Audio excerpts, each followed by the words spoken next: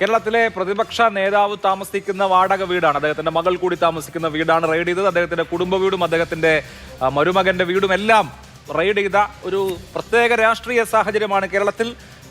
വന്ന ED ഉദ്യോഗസ്ഥർ ആക്രമിക്കപ്പെട്ടത് മറ്റൊരു പ്രധാനപ്പെട്ട കാര്യം. UDF സർക്കാർ അധികാരമേറ്റതിനു ശേഷം നടന്നിട്ടുള്ള ഏറ്റവും പ്രധാനപ്പെട്ട കാര്യമാണ്. ഇതേക്കുറിച്ചുള്ള പ്രതികരണം കേരളത്തിന്റെ മുഖ്യമന്ത്രിയോട് 10 തവണ തിരക്കി. അദ്ദേഹം മൗനം അവലംബിക്കുകയാണ്. അദ്ദേഹം ചാർജ് എടുത്ത സമയത്ത് മാധ്യമങ്ങളോട് പറഞ്ഞത്, നിങ്ങളെ കാണാൻ എനിക്ക് വലിയ താല്പര്യമാണ്, നിങ്ങളോട് സംസാരിക്കുക എന്നുള്ളതാണല്ലോ പ്രധാനപ്പെട്ട കാര്യം എന്നൊക്കെ പറഞ്ഞതാണ്. ഈ വിഷയത്തിൽ മാത്രം അദ്ദേഹം മൗനി ബാബയാവുന്നത് എന്തുകൊണ്ടാണ്? ഇപ്പോൾ നടക്കുന്ന ഈ റെയ്ഡിനെ കുറിച്ച്, ഈ റെയ്ഡിനെ പ്രതിരോധിച്ചതിനെ കുറിച്ചൊന്നും ഒരു വാചകം പോലും പ്രതികരണം കോൺഗ്രസ് പാർട്ടിക്കുമില്ലേ? തീർച്ചയായും അഭിലാഷേ, മുഖ്യമന്ത്രിയൊക്കെ പ്രതികരിക്കേണ്ട സമയത്ത് പ്രതികരിക്കും. അതിലേക്ക് ഞാൻ വരാം.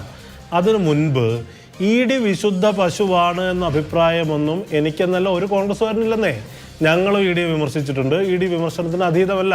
പക്ഷേ ED റെയ്ഡ് കഴിഞ്ഞ് പുറത്ത് കിടക്കുന്ന ബഹുമാന്യനായ പ്രതിപക്ഷ നേതാവ് പിണറായി വിജയൻ ഞങ്ങളെയാണെന്ന് വിമർശിക്കുന്നത്. അദ്ദേഹത്തിന് രാഹുൽ ഗാന്ധിക്കെതിരെ രാഷ്ട്രീയമായി വിമർശനം ഉന്നയിക്കാം, വേണമെങ്കിൽ വ്യക്തിപരമായി വിമർശിച്ചോളൂ. പക്ഷേ മോഡി എന്നൊരു വാക്ക്, അമിത്ഷാ എന്നൊരു വാക്ക് എന്തുകൊണ്ട് ബഹുമാന്യനായ പ്രതിപക്ഷ നേതാവ് പറയുന്നില്ല?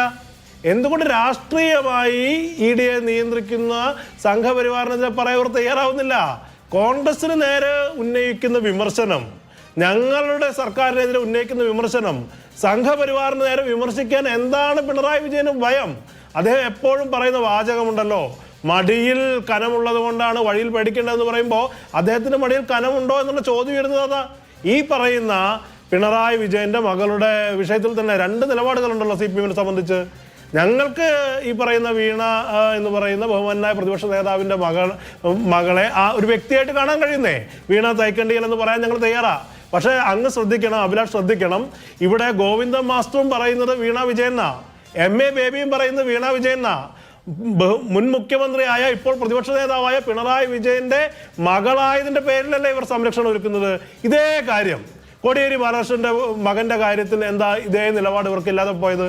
കോടിയേരി ബാലകൃഷ്ണന്റെ മകൻ ബിനീഷ് കോടിയേരി എന്ന് പറയുന്നത് അദ്ദേഹം SFIയുടെ ജില്ലാ സെക്രട്ടറി ആയിരുന്ന ആളാ.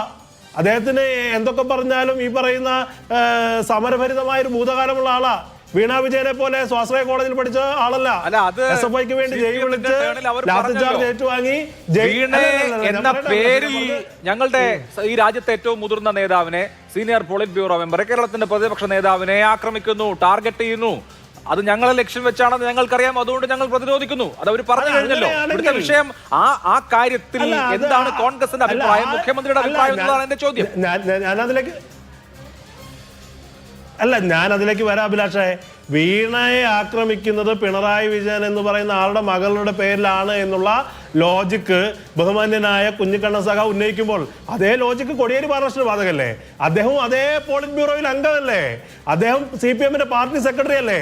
അദ്ദേഹത്തിന്റെ ജീവിതത്തിലെ ഏറ്റവും പരിക്ഷീണിതമായ ഘട്ടത്തിൽ രോഗത്തിലൂടെ കടന്നു പോകുന്ന ഈ പറയുന്ന കോടിയേരി ബാലകൃഷ്ണനോട് ഈ കരുണയുടെ 1000-ലൊരു അംശം ഈ പാർട്ടി കാണിച്ചിട്ടുണ്ടോ?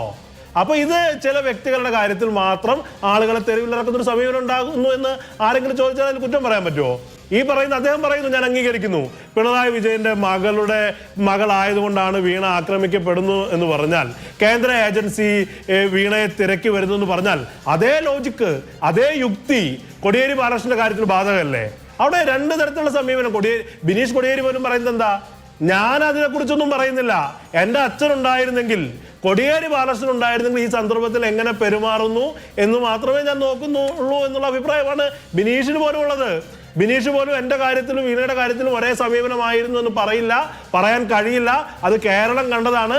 ഇത് ഒരു പാർട്ടി എന്ന് പറയുന്നത് ഒരു വ്യക്തിയിലേക്ക് ചുരുങ്ങുന്നതിൻ്റെ പ്രശ്നമാണ് കേരളത്തിനകത്ത് CPM നേരിട്ടുകൊണ്ടിരിക്കുന്നത്. ഞങ്ങളെ സംബന്ധിച്ച് താങ്കൾ ചോദിച്ചു, കേരളത്തിന്റെ മുഖ്യമന്ത്രിയെ സംബന്ധിച്ച് ഈ വിഷയത്തിനകത്ത് ഞങ്ങൾ ഉത്തരം പറയേണ്ട വിഷയമൊന്നുമല്ല ഇത്. കേരളത്തിൽ ED റെയ്ഡ് നടന്നാൽ അതിനകത്ത് റെയ്ഡ് ശരിയാണെന്നോ തെറ്റാണെന്നോ പറയേണ്ട ബാധ്യത ഞങ്ങൾക്കില്ലെന്നേ. കേരളത്തിന്റെ ആഭ്യന്തരമന്ത്രി പറഞ്ഞു, ഞങ്ങളല്ല റെയ്ഡ് നടത്തിയത്, ഞങ്ങളോട് അന്വേഷിച്ചിട്ടല്ല, ഞങ്ങളുടെ ആഭ്യന്തര ഭരണ സംവിധാനത്തെ ആശ്രയിച്ചല്ല. ഇവിടെ CPM-ഉം ഈ പറയുന്ന നേരത്തെ പറഞ്ഞ സംഘപരിവാർ നിയന്ത്രിക്കുന്ന ഒരു ED എന്ന് പറഞ്ഞ അന്വേഷണ ഏജൻസിയും തമ്മിലുള്ള റെയ്ഡ് ആണെങ്കിലും, റെയ്ഡ് നാടകമാണെങ്കിലും അതിന് ഉത്തരം പറയേണ്ടത് ആരാ? ഈ ബന്ധപ്പെട്ട ആളുകളാ. ഞങ്ങൾക്ക് അഭ്യർത്ഥിക്കാനുള്ളത് പിണറായി വിജയന്റെ പാർട്ടിക്ക്, മോദിക്കെതിരെ, അമിത്ഷാക്കെതിരെ ഈ സന്ദർഭത്തിൽ സംസാരിക്കാൻ കഴിയുമോ എന്നുള്ള നിങ്ങൾ എന്തിന് രാഹുൽ ഗാന്ധിയെ കുറിച്ച് പറയണം? ഈ റെയ്ഡ് നടത്തിയ ഏജൻസിക്കെതിരെ, ആ ഏജൻസിയെ നയിക്കുന്നവർക്കെതിരെ ആർജവത്തോടെ സംസാരിക്കാൻ റെയ്ഡ് കഴിഞ്ഞ് ഇറങ്ങി വരുന്ന പിണറായി വിജയന് എന്തുകൊണ്ട് കഴിയില്ല എന്നുള്ള കാര്യമാണ് ഇന്ന് കേരളം ചർച്ച ചെയ്യുന്നത്. ഞങ്ങൾ സംസാരിച്ചില്ല എന്നുള്ളതല്ല, ഞങ്ങൾ ഇതിന് കക്ഷിയല്ലെന്നേ. പിണറായി വിജയൻ എന്തുകൊണ്ട് സംഘപരിവാറിനെതിരെ സംസാരിക്കുന്നില്ല? എന്തുകൊണ്ട് നരേന്ദ്രമോദിക്കെതിരെ സംസാരിക്കുന്നില്ല? എന്തുകൊണ്ട് അമിത്ഷാക്കെതിരെ സംസാരിക്കുന്നില്ല?